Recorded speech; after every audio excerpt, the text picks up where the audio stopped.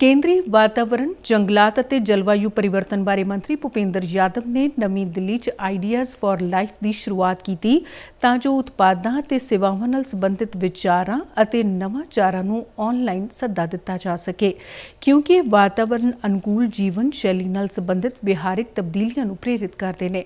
ਉਨ੍ਹਾਂ ਨੇ ਪ੍ਰਧਾਨ ਮੰਤਰੀ ਮੋਦੀ ਦੇ ਸੰਸਥਾਨਾਂ ਦੀ ਸੁਚੇਤ ਅਤੇ ਜਾਣਬੁੱਝ ਕੇ ਵਰਤੋਂ ਲਈ ਵਿਜ਼ਨ ਦੀ ਪੂਰਤੀ ਲਈ ਵਿਦਿਆਰਥੀਆਂ, ਖੋਜਾਰਥੀਆਂ, ਫੈਕਲਟੀ ਮੈਂਬਰਾਂ ਨੂੰ ਨਵਾਂਚਾਰ ਅਤੇ ਨਵੇਂ ਵਿਚਾਰਾਂ ਨਾਲ ਅੱਗੇ ਆਉਣ ਦਾ ਸੱਦਾ ਦਿੱਤਾ।